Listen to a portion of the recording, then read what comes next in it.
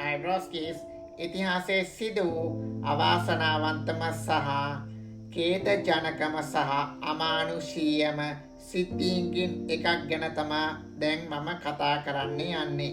1904 දී කොංගෝවෙන් පැහැරගෙන එක්සත් ජනපදයේ වානර කූඩුවක ප්‍රදර්ශනය වූ ඔටා බෙන්ගා ගැන ඔයාලා අහලා ඇති. ඔහුව ඔරන් ඔටන් කෙනෙකු සමග කූඩුවක තබා ඔරන් ඔටන් විසින් ඔහුට පහර දුන්නොත් තමාව ආරක්ෂා කර ගැනීම සඳහා සැබෑ දුන්නක් සහ ඊතලයක් ඔහුට දුන්නා. ඔහු මේවා පාවිච්චි කිරීමට උත්සාහ කර තිබුණේ ඔහුට සමච්චල් කර අමුත්තන්ට එරෙහිව පමණයි.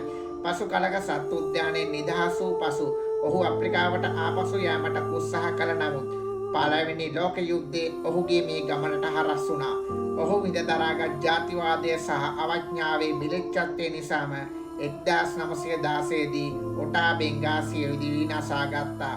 ඉතින් අතීතයේදී සුදු ජාතිකයන් විසින් කළු ජාතිකයන්ට සලකපු කූරත්වයේ පෙන්눔 කරන අති මහත් ඛේදජනක සිද්ධීන්ගේ එකක් තමයි මේ ඔටා බෙන්ගාගේ සිදුවීම.